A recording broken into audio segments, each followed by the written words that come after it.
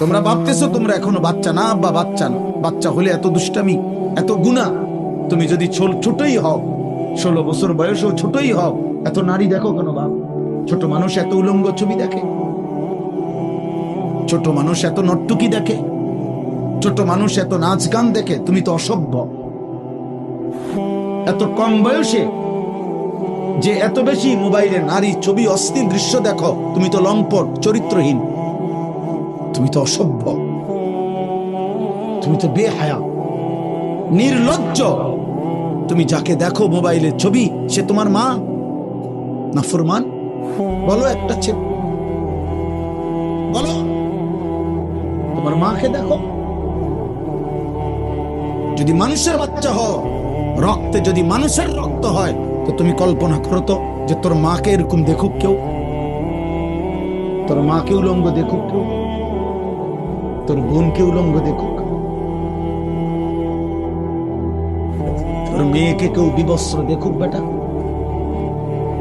তোর ফুফুকে দেখুক, তোর খালাকে দেখুক। তাহলে তুমি যাকে দেখছো সে কি কারো মা না? সে কি কারো বোন না? সে কারো মেয়ে না? সে কারো ফুফু না? সে কারো খালা না? এজন্য মনে রাখো বাবা, আজকে তোমাদেরকে তোমাদের অভিভাবকরা মনে করছে তোমরা ছোট, আর সেই সুযোগে শয়তান তোমাদেরকে দিয়ে সমস্ত নষ্টামি করায় ফেলছে।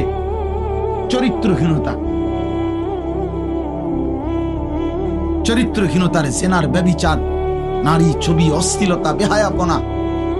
গত 2 দিন আগে পত্রিকা আসছে বাংলাদেশে গত 1 বছরে, গত 10 বছরের চাইতে বেশি, আমি নিজে পড়ছি রিপোর্ট, এইডস আক্রান্ত, মানে যৌন রোগে আক্রান্ত, মারাত্মক যেটা মহামারী, HIV আক্রান্ত রোগীর সংখ্যা গত 10 বছরের চাইতে গত 1 বছরে বেড়ে গেছে। এবং উনি লিখছেন যে এর একটি বড় অংশ, রিপোর্টার লিখছেন, বিভিন্ন হসপিটালের জরিপ হিসাব করছেন, এই হসপিটালে চিকিৎসাধীন কয়জন, এর মধ্যে উনি লিখছেন বড় অংশ কিশোর, যুবক না, কিশোর। কিশোর মানে সর্বোচ্চ 13, 14, 15 বছরের ছেলেদেরকে বলে, যারা এই পরিমাণ অসভ্যতা করছে যে পৌঁছে গেছে এখন মহামারীতে, এইডসে আক্রান্ত। এজন্য দোস্ত, একদিন ঘুম ভাঙবে, একদিন তুমি জাগবে। পৃথিবী তোমার অপেক্ষায় বসে থাকবে না। তোমার দাদা তোমার সাথে মরবে না, তোমার আগে মরে যাবে। তোমার আব্বা তোমার সাথে মরবে না। ওই যে দেখেন, ওই বেয়াদব দেখেন, ওই 2 বেয়াদব চুরি করে, মানে এত এমন গাদ্দার, যে গাদ্দারের কথা হইল আমি শুনবো না, তোমার মতো হুজুর না, তোমার আব্বা বললো আমি শুনবো, আমি ছবি উঠা। আরে বেয়াদব, উঠে গেলে ভালো, এত রাত হয়েছে, ঘুমায় যাও বাবা, অথবা গিয়ে বাইরে অন্য ছবি দেখো।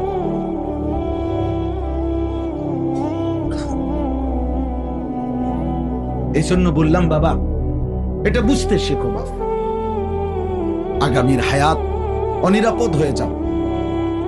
লাম তাজহারিল ফাহিশাতু ফি কওমিন হাত্তা ইউলিনু বিহা ইল্লা ফাশা ফীহিমুত তাউন ওয়াল আওজা' আল্লাতী লাম তাকুন মাদাত ফি আসলাফিহিম আল্লাযীনা মাদাত।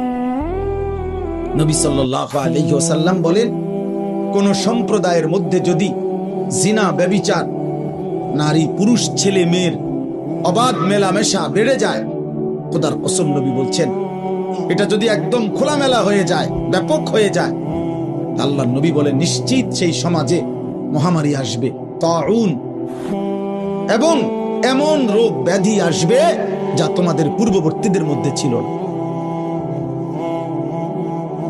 প্রিয় ভাই, তোমাকে তো বাঁচতে হবে। আমি যে চিৎকার করি দোস্ত, আরে ছেলে তুমি তো বাঁচতে হবে আব্বা। তুমি যদি এমন হইতো যে বিপদে পড়বো আমার পাপের কারণে, আমার দাদায়, কারণ আমি তো মরে যাবো আগে, দাদা মরবো পরে, না রে আব্বা, তুমি পড়বা বিপদ। আল্লাহ পাক 24 ঘন্টা পরে যেন বলে, এই নাফরমান বান্দা, আজকের এই 24টা ঘন্টায় এত বড় আসমান জমিন, চন্দ্র সূর্য, আলো বাতাস, রোদ বৃষ্টি, খাদ্য খাবার, চোখ নাক কান নিঃশ্বাস, হৃদয়ের স্পন্দন আমি দিয়ে তোকে আমি এত 24টা ঘন্টা লালন পালন করলাম, তোরে আমি আদর করলাম, আমি রব, আমি মালিক, তুই আমারে একটা সেজদা দিলি না? তুই মানুষের বাচ্চা। এজন্য যদি মুসলমান মায়ের ঘরে জন্ম নাও তো এখন আর রাতে গিয়ে ঘুমায়ও না, আজকের রাতে সেজদা দাও। যদি মায়ের পবিত্র রক্ত, পবিত্র দুধ পান করে থাকো, বুঝছো মিয়া?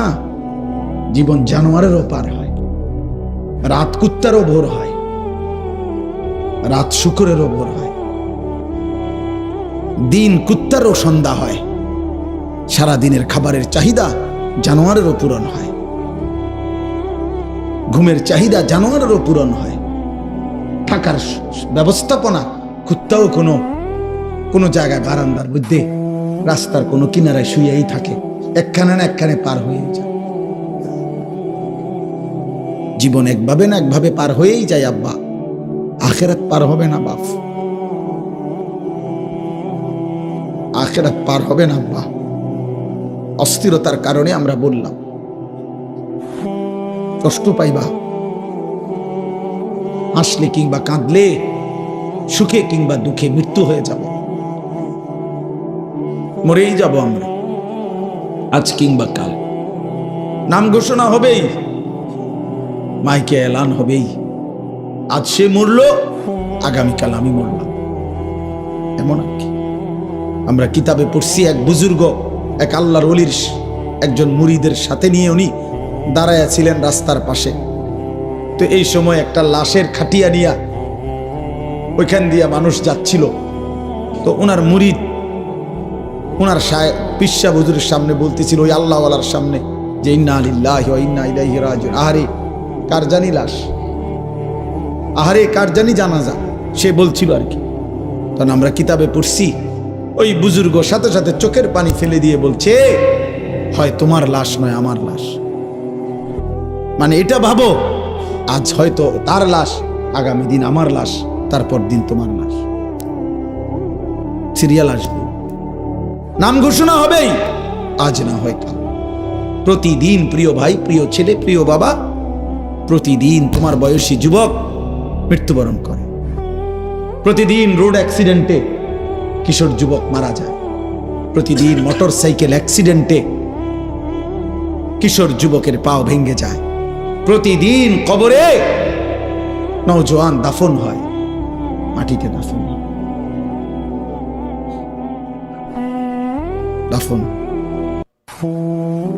এই জন্য মৃত্যু নিশ্চিত। ওয়াজাআত সাকরাতুল মাউত বিল হক। আল্লাহ বলে, বান্দা মনে রেখো, সত্য সত্য মৃত্যুর যন্ত্রণা আসবে। ফালাউলা ইযা বালাগাতিল হুলকুম ওয়া আনতুম হিনাইযিন তানদুরুন ওয়া নাহনু আকরাবু ইলাইহি মিনকুম ওয়ালাকিন লা তুবসিরুন। আল্লাহ বলে, বান্দা মালাকুল মউত আজরাইল যখন রূহটা টান দিবে আর কণ্ঠনালীর কাছে যখন এসে আটকায় যাবে, তখন ছটফট করবে, আর তোমাদের আত্মীয় স্বজন চারিদিকে অবাক নয়নে তাকিয়ে থাকবে। আমি আল্লাহ তখন সেখানেই থাকব। যদি কারো ক্ষমতা থাকে তো তোমাদের ওই মুমূর্ষ মৃত্যু পথযাত্রী ব্যক্তিকে তোমরা নিয়ে নাও, আমি আল্লাহ তাকে এখন মৃত্যু দেব, তোমরা পারলে রেখে দাও। আল্লাহ চ্যালেঞ্জ করছে, ফালাউলা ইন কুনতুম গায়রা মাদিনিন। আল্লাহ বলেন, যদি বলো আখিরাত হবে না, যদি মনে করে থাকো না ফরমান পরকাল বলতে কিছু নাই, তারজিউনাহা ইন কুনতুম সাদিকিন, তাহলে তোমাদের স্বজনকে ফিরিয়ে রাখো, তোর আব্বারে রেখে দে, ওই যে তোর বাপ মরে যাচ্ছে, আল্লাহ বলেন আমি তাকে এখন কবরের দিকে নেব, তুই তাকে দুনিয়ায় রেখে দে, আমি এখন তাকে মৃত্যু দেব, তুমি পারলে বান্দা তাকে রেখে দাও। পারবা তো বাপ? কথা বলে না। হাত্তা ইদা জাআ আহাদাহুমুল মাউতু ক্বালা রাব্বিরজিউন। আল্লাহ বলে যখন নাফরমানের মৃত্যুর সময় হয়, আজরাইল যখন এসে সামনে দাঁড়ায়, তখন নাফরমান চিৎকার দিয়ে বলে, আল্লাহ একটা বারের জন্য আমারে দুনিয়ায় থাকতে দেন, আর কিছুদিন থাকতে দেন, লাআল্লি আমালু সালিহান ফীমা তারাকতু। যে আমলগুলো আল্লাহ ইতিপূর্বে করি নাই সবগুলো নেক আমল এবার যদি থাকতে পারি করব। কাল্লা, আল্লাহ বলবেন না, কখনোই না। আল্লাহ আমাদেরকে বুঝদান করেন। আমার ভাই, আমার বাবা, প্রত্যেককে বলি, আমাকেও বলি, আপনাকেও বলি, বয়স্ক চাচা আপনাদেরকেও বলি, আপনাদেরকেও বলি, গুনাহ ছাড়েন, গুনাহ ছাড়েন, গুনাহ ছাড়েন, গুনাহ ছাড়েন, গুনাহ ছাড়েন। এই দাদা চাচা, গুনাহ আগুন, গুনাহ। চা দোকানের আড্ডা বন্ধ করেন, নাটক সিনেমা দেখা বন্ধ করেন, টেলিভিশনের নর্তকী দেখা বন্ধ করেন, কথায় কথায় গালিগালাজ করা বন্ধ করেন, সুদের টাকা বন্ধ করেন, আব্বা কিস্তি লওয়া বন্ধ করেন। এই বুড়া মিয়া জাহান্নামে যাবেন, জাহান্নামে, জাহান্নামে। কিস্তি আপনারে জাহান্নামে নেবে, সুদ আপনারে জাহান্নামে নেবে, বিড়ি আপনারে জাহান্নামে নেবে, চা দোকানের টেলিভিশনের আড্ডা, নর্তকীর নাচ দেখা আপনারে নর্তকী নাচতে নাচতে জাহান্নামে ফেলবে, জাহান্নামে। ওয়া ইন্নাল ফুজুরা ইয়াহদি ইলান নার। আল্লাহর নবী বলেন প্রতিটা পাপ তোমাদেরকে জাহান্নামের দিকে নিয়ে যাবে, আগুনের দিকে। কিসের দিকে বলেন না? চলেন এবার তরজমা শুনেন, তাইলে কথা শেষ। আলহামদুলিল্লাহ। আল্লাহ তাআলা বলেন, وقالوا أإذا ضللنا في الأرض أإنا لفي خلق جديد। এই আর 10টা মিনিট, এর ভিতরেই মুনাজাত করে দেব ইনশাআল্লাহ। আল্লাহ তাআলা বলেন, মক্কার কাফেররা, কুরাইশরা নবীজি যখন কালেমার দাওয়াত দিচ্ছিলেন, তখন প্রতি মুহূর্তে নবীজি আখিরাতের কথা বলতেন। এটা বলতেন, আমাদের প্রত্যেকের মৃত্যুর পরে আল্লাহ আমাদেরকে কবর থেকে একদিন নির্দিষ্ট সময়ে হাসরের ময়দানে উঠাবেন। এটা আল্লাহ বলতেন, নবীজি শুনাইতেন। তো মক্কার কাফেররা, কুরাইশরা, তো মক্কার কাফের কুরাইশরা বলতো, মুহাম্মদ যত কিছুই বলো, আমরা যখন মাটির সাথে মিশে যাব, কবরের অন্ধকারে হারিয়ে যাব, আমরা একদিন তো আমাদেরকে পুনরায় নতুন করে সৃষ্টি করে হাসরের ময়দানে উঠাবে। এটা কিভাবে সম্ভব? কিভাবে সম্ভব? অর্থাৎ একটা জিনিস চিন্তা করে দেখেন, একজন ব্যক্তি কবরে, মনে করেন এখানে 500 বছর আগে কবর ছিল, তো 500 বছর পরে মাটি পাবে কই, লাশ পাবে কই, হাড্ডি পাবে কই, চামড়া পাবে কই? হতে পারে ওই জায়গায় এখন খাল হয়ে গেছে, নদী হয়ে গেছে, হতে পারে না এমন? তো আল্লাহর কাছে আল্লাহ বলতেছে, এই কাফের বেঈমানরা এই যুক্তি দেখাইতো, এই কথা বলতো আর কি, যে মুহাম্মদ কিভাবে সম্ভব, পাইবে কোথায় আমাদের হাড্ডি গোস্ত? আল্লাহ বলেন, হায় বন্ধু, আমি আল্লাহর ক্ষমতার ব্যাপারে এরা সন্দেহ পোষণ করছে, অথচ আমি জীবন দিলাম, আমি মৃত্যু দিলাম, তাহলে যিনি জন্ম দিলাম, সৃষ্টি করলাম, যেই আমি আল্লাহ আবার মৃত্যু দিলাম, তো সেই আমি আল্লাহ পুনরায় সৃষ্টি করতে পারবো না কেন? এটা তো একটা সহজ কথা। সৃষ্টি করলেন কে? আল্লাহ। মৃত্যু দিলেন কে? আল্লাহ। তাহলে এই দুইটা যিনি পারলেন, তো 3 নম্বর আখিরাত উনি পারবেন না কেন? আল্লাহ তাআলা বলেন, বাল হুম বিলিকাই রাব্বিহিম কাফিরুন। হে বন্ধু, মনে রাখবেন, সমস্ত কাফের মুশরিকদের বক্তব্যের মূল কাহিনী হলো, মূল ঘটনা হলো, তারা আখিরাত বোঝে না, এটা না, আখিরাত বুঝে, বরং ওরা এটা বুঝে যে আখিরাত মেনে নিলে গুনাহ ছেড়ে দিতে হবে, আখেরাত মেনে নিলে আল্লাহর ইবাদত করতে হবে, আখেরাত মেনে নিলে আল্লাহর মুখোমুখি হইতে হবে, আখেরাত মেনে নিলে ফুলসিরাত পার হইতে হবে, আখেরাত মেনে নিলে আমলনামা হাতে নিতে হবে, আখেরাত মেনে নিলে নিজেদের জিন্দিগির অসভ্যতা ছেড়ে দিতে হবে। এই জন্য এগুলো চায় না, পছন্দ করে না, মানে আমার গোলামি করবে না, আমার নাফরমানি ছাড়বে না, এই জন্য বলে আল্লাহ আখেরাত করতে পারবে না। আসল কথা হইল এরাও বোঝে পারবে, কিন্তু এই বাস্তবতা ইচ্ছা করে বুঝেও না বুঝার ভান করে অস্বীকার করে। নাউজুবিল্লাহ। এবার আল্লাহ বলেন, এই দেখেন তর্জমা শুনেন, একবার সহজ তর্জমা। আল্লাহ তাআলা বলেন, কুল, হে নবী আপনি বলে দেন, ইয়াতাওয়াফাকুম, আরে ভাই কথা বলো না বাবা, কথা বলো না, যারা দূরে যাচ্ছ যাও, কোনো সমস্যা নাই, কথা বলো না আব্বা। কুল ইয়াতাওয়াফাকুম মালাকুল মাউত আল্লাযী বুক্কিলা বিকুম, এ শুধু অনুবাদ বললে আপনি বুঝবেন।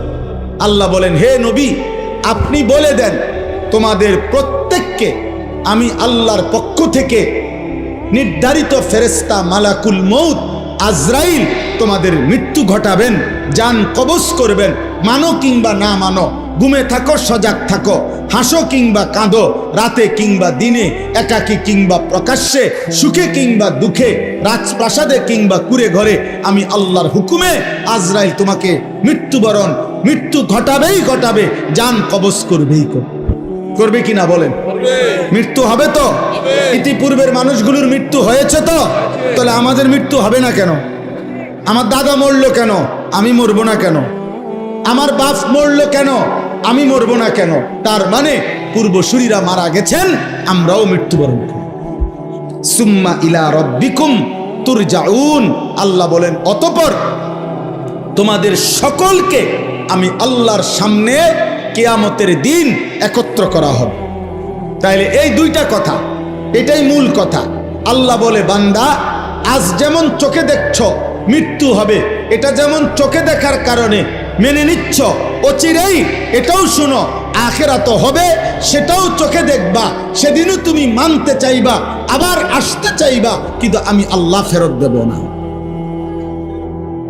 এই দেখেন এরপরের আয়াত, আল্লাহ বলেন, ওয়ালাউ তারা ইদিল মুজরিমুনা নাকিসু রুউসিহিম ইনদা রাব্বিহিম, বন্ধু নবী আমার, সেদিন হাসরের ময়দানে দেখবেন এই আমি আল্লাহ যাদেরকে একত্র করছি, এই নাফরমান পাপীরা, অবাধ্য মুশরিক বেঈমান পাপী, আমার অবাধ্য বান্দারা, আমি আল্লাহর সামনে মাথা নুয়ে লজ্জায় অপমানে দাঁড়িয়ে থাকবে।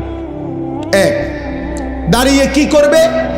বলবে আল্লাহর কাছে, রব্বানা আবসারনা ওয়া সামি'না, আল্লাহ আজকে গোটা হাসরের ময়দান আমি নিজ চোখে দেখলাম, ওয়া সামি'না, নিজ কানে সব কথা শুনলাম, ইন্না মুকিনুন, আজ আমি পুরা বিশ্বাস করলাম, ফারজি'না না'মাল সালিহান, অতএব এই আখিরাত থেকে, হাসরের ময়দান থেকে আপনি আমারে আরেকবার দুনিয়ায় পাঠান, এবার যদি পাঠান আমি নেক আমল করব। কি শূন্য কি বলা উচিত? সুবহানাল্লাহ। কি লেগে সুবহানাল্লাহ? বুঝেন নাই হিসাবটা? উনি এখন নেক আমল করার সুযোগ চাচ্ছে কখন? আখিরাতে গিয়া। বলতেছে আজ, ওই যে আমি বললাম আজ আমরা মৃত্যু দেখি, এজন্য মৃত্যুর ব্যাপারে ইয়াকিন আমাদের, সেদিন আখিরাতও আমরা দেখব, হাসরের ময়দানও আমরা দেখব, হাসরের মাঠও আমরা দেখব।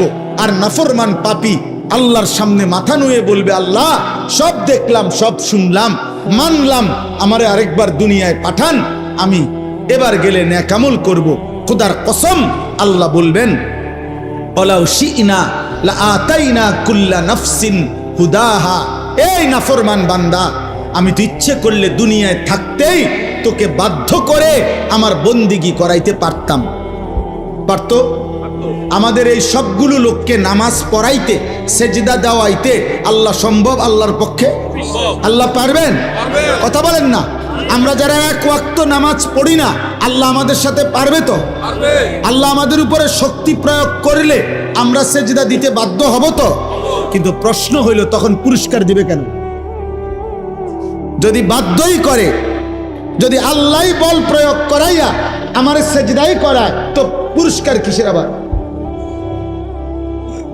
এইটা হলো মূল। আমি যদি এখন এই লাইটটাকে বলি, হে লাইট, এ আজকের মাহফিলে তুমি 6 ঘন্টা ধরে নীরবে সুন্দরভাবে জ্বলে থাকার কারণে তোমাকে 100 টাকা গিফট করলাম, তো লাইট কি বলবে? জি না, না আমার কৃতিত্ব কি?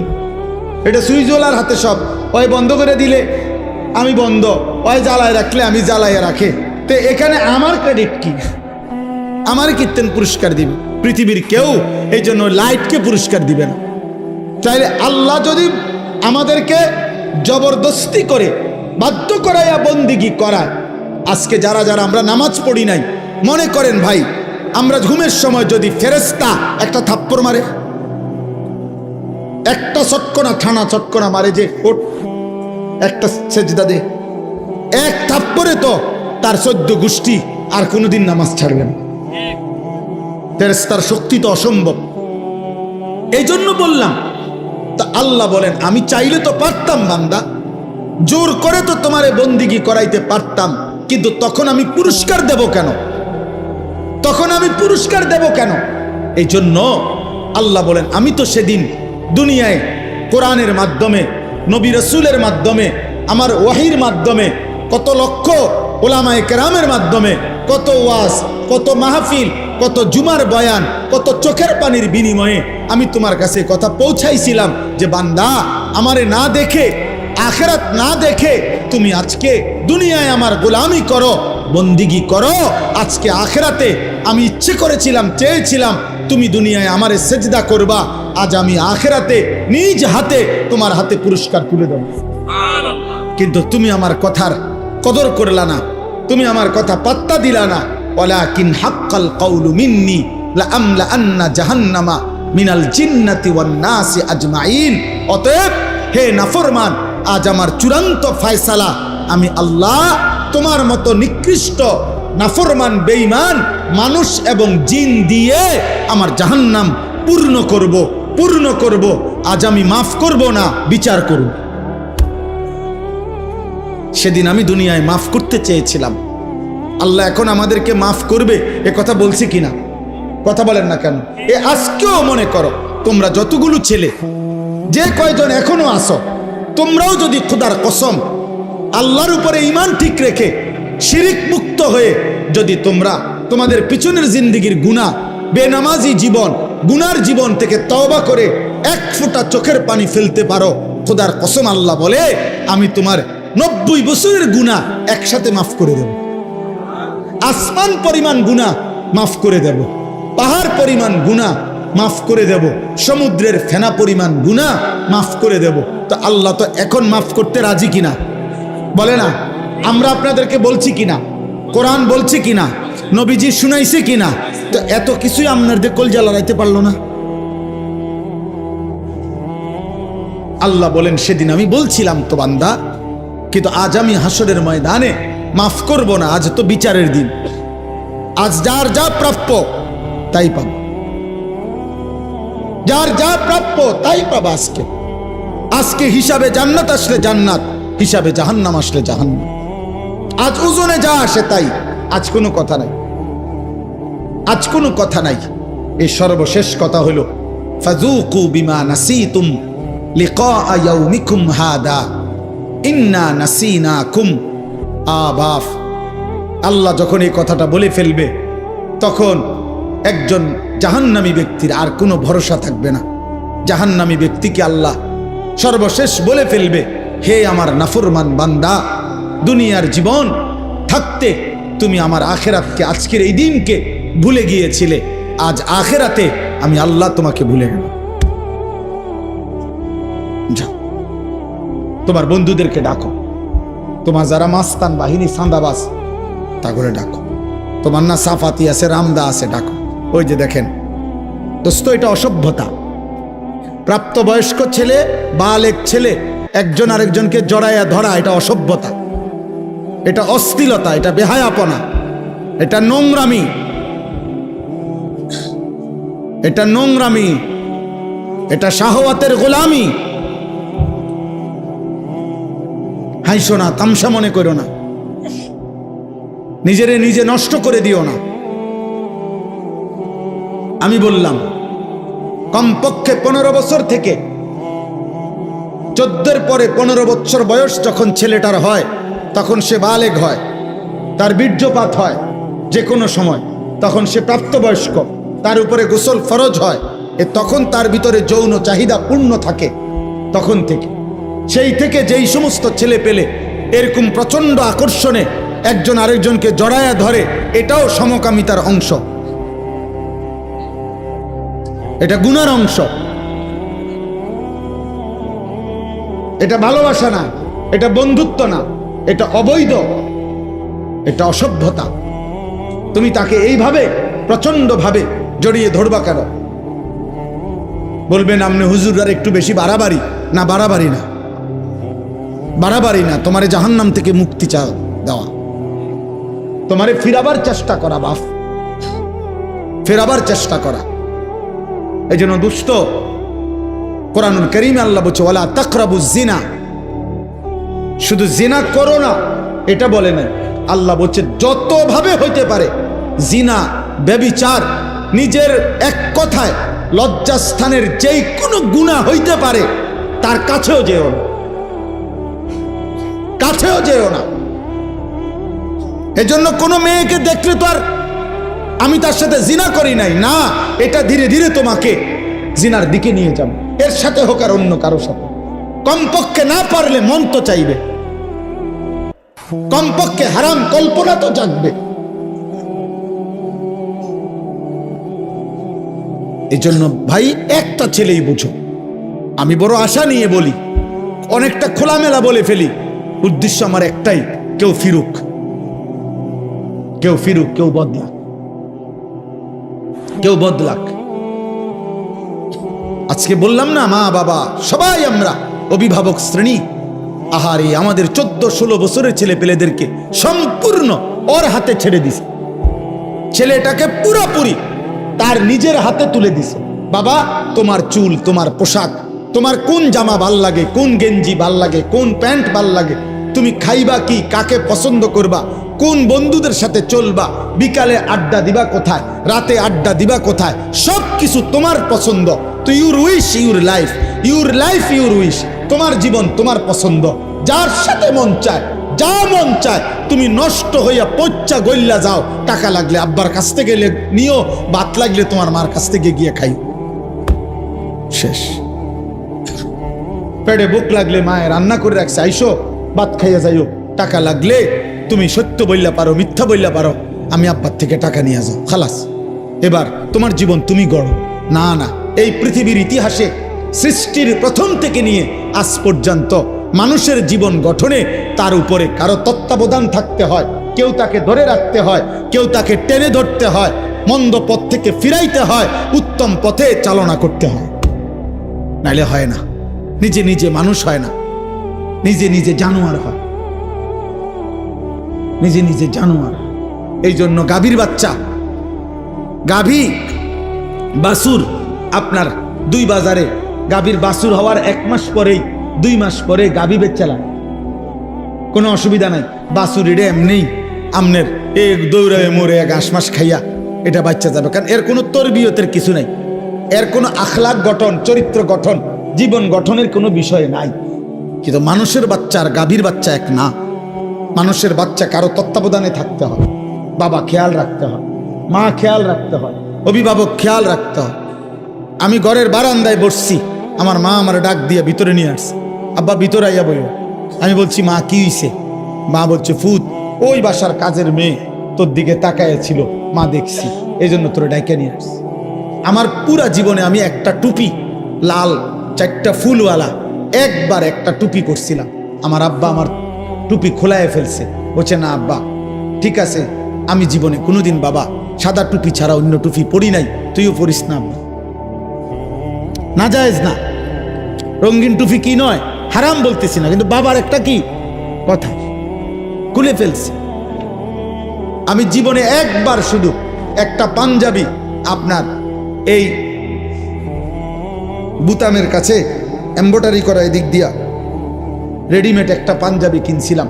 আমার বড় ভাই প্রথম যে বেলা পড়ছি, বড় ভাই দেখেই আমার গায়ের থেকে ধৈর্য গায়ে পড়া অবস্থায় টান দিয়ে সিরা টুকরা টুকরা করে ফেলা গেছে। কেউ ধরে রাখতে হয় বাপ, কেউ ধরে রাখতে। আজ তোমাদেরকে ছেড়ে দিছে বাবা যে আব্বা ধর, তোর 12,000 টাকার মোবাইলের কাছে তোকে তুলে দিলাম, তোর 16,000 টাকার মোবাইলের হাতে তুলে দিলাম, তোর জীবন তোর হাতে। যার কারণে বদনসিব সন্তান আর কোনোভাবেই আল্লাহও চেনে না, আখেরাতও চেনে না, ডানও চেনে না, বামও চেনে না, কর্তব্যও চেনে না, করণীয় বুঝে না।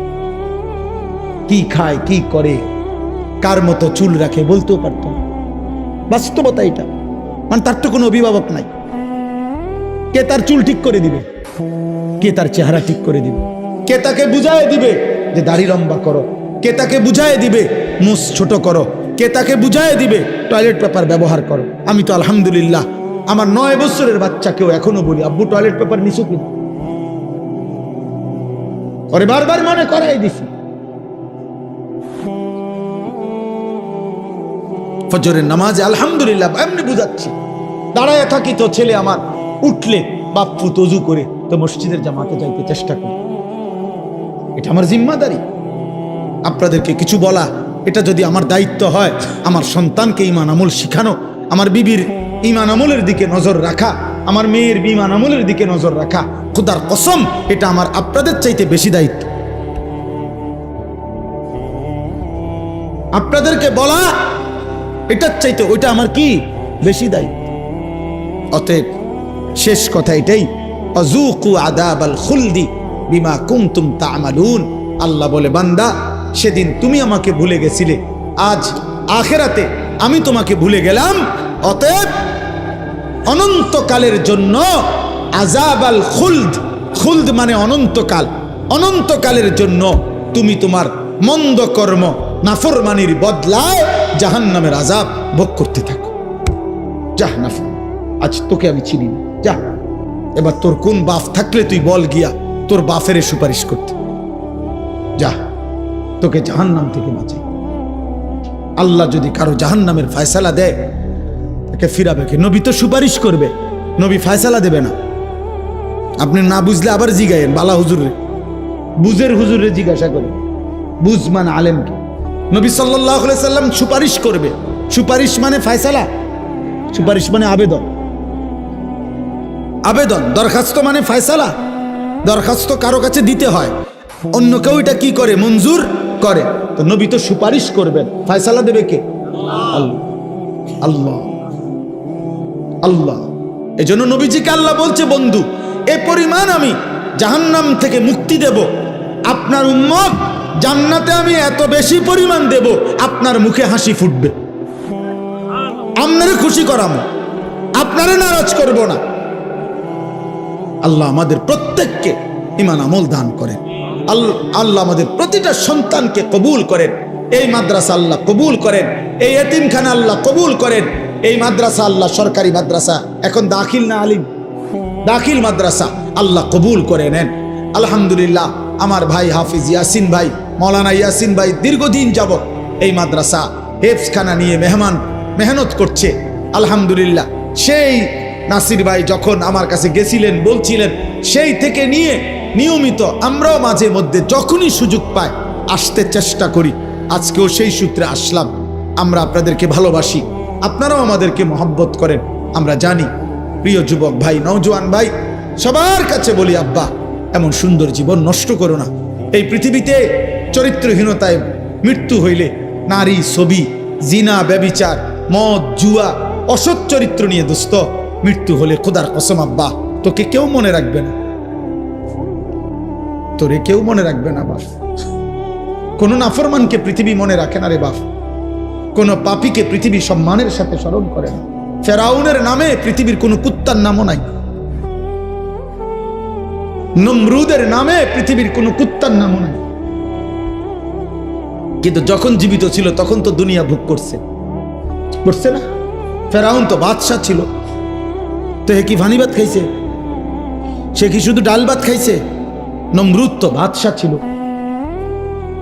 সবচেয়ে বেশি অঞ্চলের বাদশাহ পৃথিবীতে যে কয়জন, তার মধ্যে নমরুদ একজন। আবু জেহেলের নামে পৃথিবীর কোনো কুত্তার নামও নাই, কিন্তু সেদিন আবু জেহেল যেই সাহাবাদেরকে জুলুম করছে, ওই সাহাবাদের নামে পৃথিবীর কোটি কোটি ইমানদারের নাম আছে। উমাইয়া ইবনে খালফ যেই বেঈমান হযরত বেলালকে কষ্ট দিছে, তার নামে পৃথিবীর কোনো জানোয়ারের নামও নাই, কিন্তু বেলালের পবিত্র নাম কোটি কোটি ইমানদারের আছে। মুমিনের নাম থাকে। আমি একটা ছেলেকেই বললাম, একজনকে, তোমাকেই বলছি ভাই, আমি ভোটের আশায় না যে সবার ভোট দরকার, আমি ভোটের আশায় তো আসি নাই, আমি আসছি আখিরাতের আশা। এই জন্য দয়া করে চলেন আজকের এই কালাচাঁদ কান্দি মাদ্রাসা এতিমখানার এই মুবারক মাহফিলে এই শেষ বেলায় আমরা দোয়া করি মালিকের কাছে। আর প্রত্যেকটা ভাই, যুবক, কিশোর, বয়স্ক বাবা নিজ নিজ ঈমান আমল আখিরাতের জন্য, গুনাহ ছেড়ে দেওয়ার জন্য আমরা দোয়া করি। ছেলেরা তুমি ফিকির করো, আল্লাহ বরকত দেবে ইনশাআল্লাহ।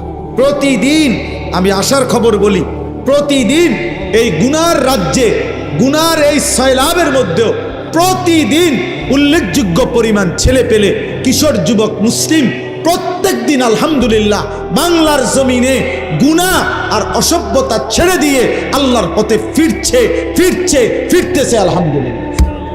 এমন ছেলের খবর যদি তোমার দরকার হয় আমার সাথে যোগাযোগ করো, আমি শোনাবো ইনশাআল্লাহ। আমি নাম দেব, ঠিকানা দেব, তুমি দেখে আইসো। যে ছিল চরিত্রহীন সে এখন ইমানদার,